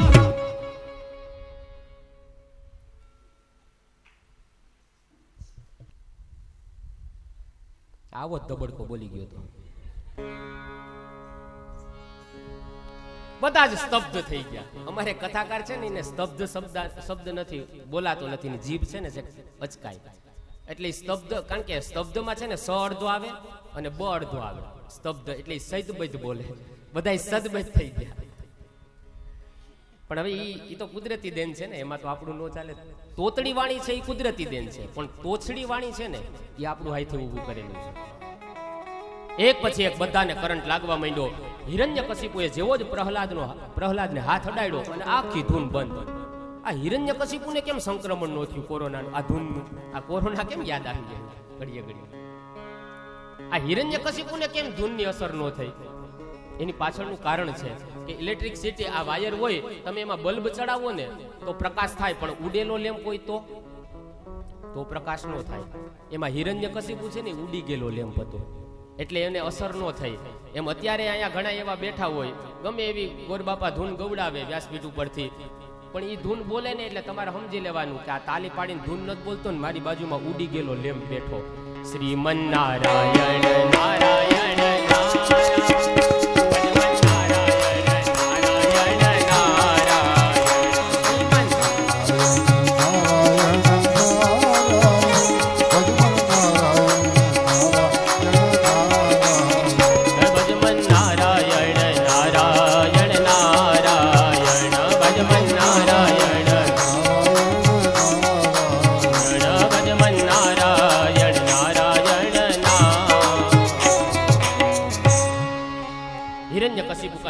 મારા દુશ્મનનું નામ છે, આનું નામ તો કેમ લેશો? બધા જ વિદ્યાર્થીઓ વિચારે, અરે આ ભગવાનના નામનું ભજન કરવાનું જ્ઞાન આ પ્રહલાદને ક્યાંથી મળ્યું?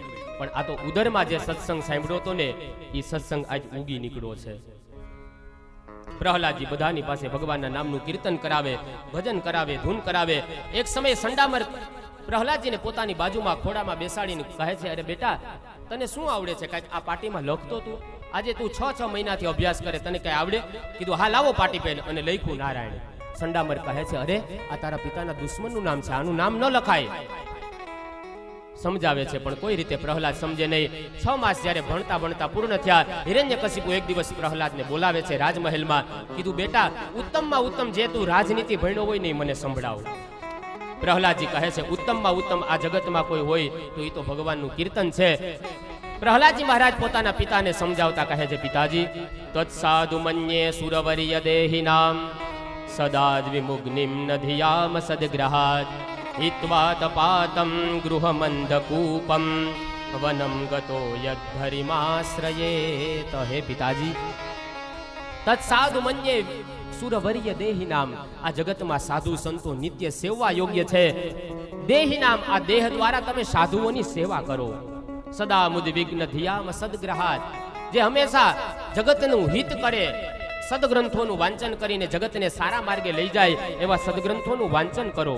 હિત્વાત પાતમ ગૃહમંદકૂપમ, આ સંસારરૂપી અંધારા કૂવામાં પડી અને મૃત્યુ પામશો તો નરકની ગતિ ભોગવવી પડશે. માટે તમારા જીવનને જો સિદ્ધ કરવું હોય તો ભગવાનનું ભજન કરો. આટલા શબ્દ સાંભળ્યા હિરણ્યકશિપુ કહે, અરે આ ભગવાનનું નામ લેતા તને કોણે શીખવાડ્યું? આવો ઉપદેશ? સંડામર્કને બોલાવીને કીધું, તમે અમારા સંતાનને શું ભણાવો છો? મેં તમને કીધું નહીં કે રાજનીતિ ભણાવજો? ગુરુને ખીજાણા ને એ સમય વળી પાછા એને વિદ્યા અભ્યાસ કરવા માટે લઈ ગયા. વળી 6 મહિના પસાર થયા, વળી હિરણ્યકશિપુ બોલાવે, બેટા બોલ, હવે શું ભણ્યો છો તું રાજનીતિ? કહે છે શ્રવણમ કીર્તનમ વિષ્ણુ સ્મરણમ પાદ સેવનમ અર્ચનમ વંદનમ દાસ્યમ સખ્યમ આત્મનિવેદનમ. હે પિતાજી, શાસ્ત્રમાં 9 પ્રકારની ભક્તિ બતાવી છે. શ્રવણ, કીર્તન, સ્મરણ, પાદ સેવન, વંદન, અર્ચન, દાસ્ય, સખ્ય અને છેલ્લી ભક્તિ છે આત્મનિવેદન, જે બલિરાજાએ કરી, આત્મસમર્પણ કરી દીધું. આ 9 માંથી એક પ્રકારની ભક્તિ કરો ને પિતા, તમારો ઉદ્ધાર થઈ જાય. પેલી શ્રવણ ભક્તિ, શ્રીમદ ભાગવત પ્રતિપાદિત શ્રવણ એ પેલી ભક્તિ છે. કથાનું શ્રવણ કરવું ને એ પેલી ભક્તિ બતાવી. કીર્તન, ભગવાનનું કીર્તન કરવું એ બીજી ભક્તિ. આમાંથી એક પણ ભક્તિ તમારા જીવનમાં આવશે ને તમારો ઉદ્ધાર થઈ જશે. આટલા શબ્દ સાંભળ્યા હિરણ્યકશિપુ એકદમ ક્રોધે ભરાણો. અરે તું ભગવાનનું નામ આ ક્યાંથી શીખો? વળી પ્રહલાદજી કહે, પિતાજી, જેમ સમુદ્રને પાર કરવો હોય તો માણસને નૌકાની જરૂર પડે, એમ આ સંસાર રૂપી સાગરને પાર કરવો હોય ને તો ભગવાનના નામ રૂપી નૌકાની જરૂર પડે. માટે ભગવાનના નામનો આશ્રય લ્યો.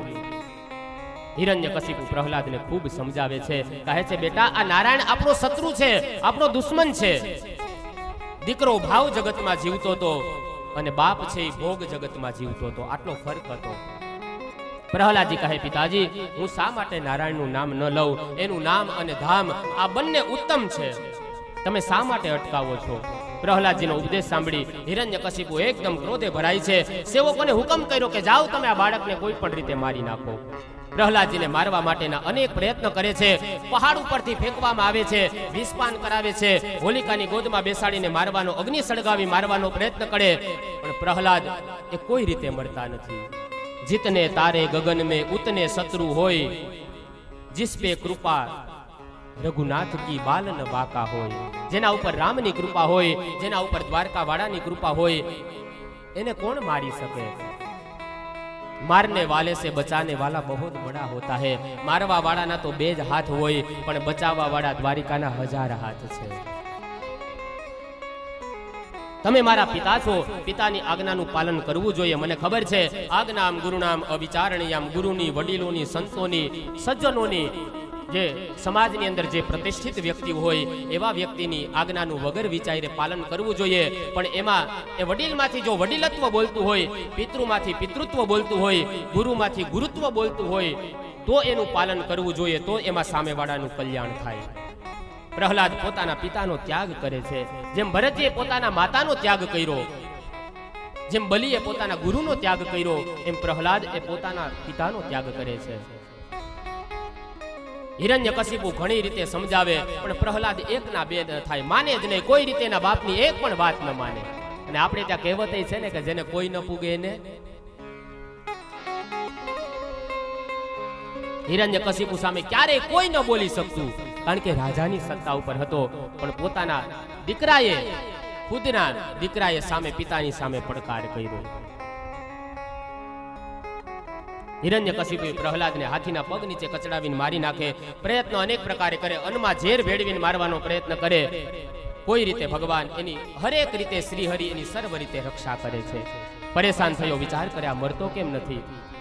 એક સમયે હિરણ્યકશિપુના બેન પ્રહલાદના ફૈબા આવે છે, શ્રીમતી હોલિકા દેવી આવે છે ને પોતાના ભાઈને ઉદાસ થયેલો જોઈને કહે છે કે અરે ભાઈ, શું ચિંતામાં છો? કીધું, આ જોને મારા દુશ્મનનું નામ લે છે. કીધું, કોણ? તો કે પ્રહલાદ. એને કોઈ પણ યુક્તિથી એને મારવો છે. ભાઈને પ્રહલાદના ફૈબા કહે, તારે એને મારવો છે ને, એક કામ કર, મારે વરદાન છે, મારી પાસે ચૂંદડી છે, અને અમરત્વનું એ ચૂંદડી ઓઢું તોય અગ્નિ મને બાળી ન શકે. માટે કામ કરતું એક મોટી ચિતા ખડક, એની અંદર અગ્નિ લગાવ, અને એ અગ્નિમાં હું બેસી, મારી ઉપર તો ચૂંદડી હશે, અને પ્રહલાદને મારા ગોદમાં લઈશ એટલે એ બળી જવાનો છે અગ્નિથી, અને તારું કામ થઈ જશે. તારો જે દુશ્મન છે, દુશ્મનનું નામ લે છે, એ તારો કાંટો નીકળી જશે. સૈનિકોને આજ્ઞા કરી, મોટી ચિત્તા ખડકવામાં આવી. સૈનિકોએ એ જ સમયે ભયંકર અગ્નિ કરે છે. ચિત્તા મોટી ખડકી, ભયંકર એવો જ્વાળા, એવો અગ્નિ થયો.